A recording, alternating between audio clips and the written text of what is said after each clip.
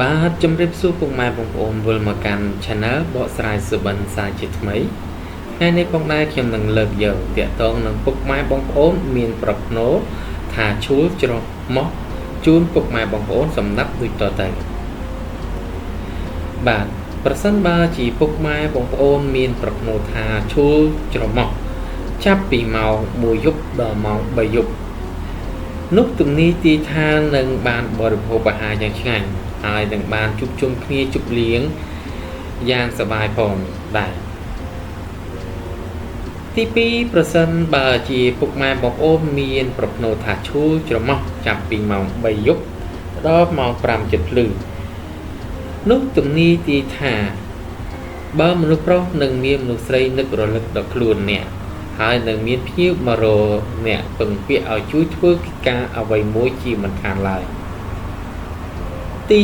3ប្រសិនបើជាពុកម៉ែបងប្អូនមានប្រផ្នូលថាឈួលច្រមុះ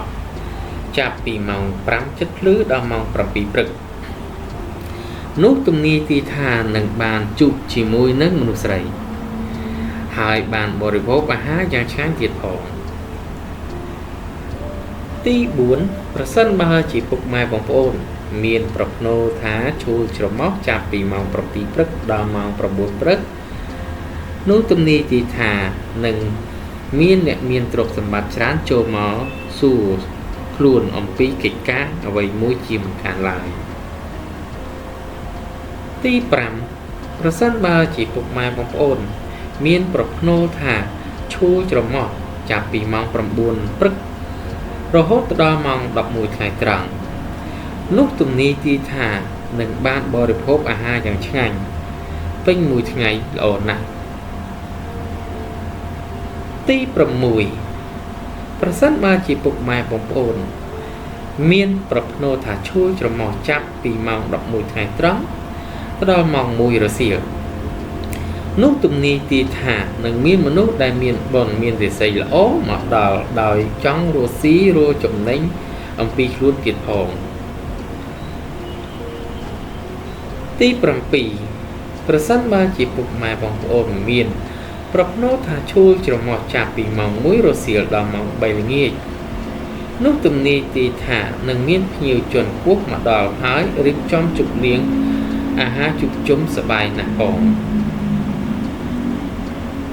ទី8ប្រសិនបើជាពុកម៉ែបងប្អូនមានប្រផ្នូលថា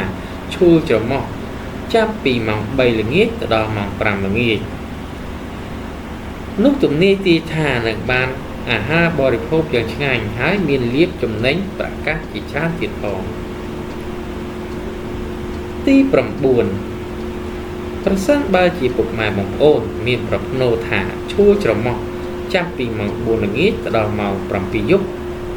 នោះទំនីទីថាក្នុងយប់នេះនឹងមានការយល់សប្តិអាក្រក់ហើយបរិភោគអាហារ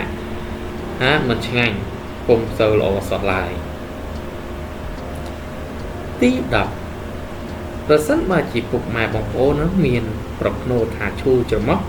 ចាប់ពីម៉ោង7យប់ដល់ម៉ោង9យប់វិញនោះទំនីទីថាបើមនុស្សប្រុសគឺមនុស្សស្រីនឹករលឹកមកដល់ដោយមករស់ជួបនឹងខ្លួនអ្នកហើយពឹងខ្លួនឲ្យធ្វើការអ្វីមួយជាមិនខានឡើយទី11ប្រសិនបើជាពុកម៉ែបងប្អូនមានប្រផ្នូលថាឈួលច្រមុះចាប់ពីម៉ោង9យប់ទៅដល់ម៉ោង11អាធ្រាត្រនោះទំនីទីថានឹងមានមនុស្សស្រីនឹករលឹកដល់ខ្លួនអ្នកហើយជួបជុំគ្នាល្អណាស់ផងទី12ប្រសិនបើជាពុកម៉ែបងប្អូនមានប្រផ្នូលថាឈួលច្រមុះចាប់ពីម៉ោង11អាធ្រាត្រដល់ម៉ោង1យប់បើមានការឈួលច្រមុះនោះទំនីទីថានឹងមានកើតសេចក្តីភ័យខ្លាចព្រួយបារម្ភក្នុងខ្លួនប៉ុន្តែមិនអីទេព្រោះទំនីថាខ្លួនត្រូវមានលៀបមានជ័យដរាបណាដល់រាបអូនណាស់ហេងដល់អ្នកមានប្រផ្នូលឈួលច្រមុះផងដែរបាទតើតើនឹងការបកស្រាយប្រផ្នូលឈួលច្រមុះនេះក៏មានលក្ខណៈខុសពីតម្រាខ្លះៗដែរតាមអាស្រ័យពុកម៉ែបងប្អូនគាត់ចំណាំរៀងខ្លួន ជាចុងក្រោយនេះក៏សូមអរគុណពុកម៉ែបងប្អូនដែលខំចំណាយពេលវេលាដ៏មានតម្លៃតាមសម្ដាប់ Channel បកស្រាយសបិនដែលខ្ញុំបានលើកបកស្រាយទាក់ទងនឹងការប្រភ្នូរឈូចំហពីដើមរហូតដល់ចប់ជាចុងក្រោយនេះក៏សូមជូនពរពុកម៉ែបងប្អូនជួបតែសំណាងល្អគ្រប់គ្នាសូមអរគុណ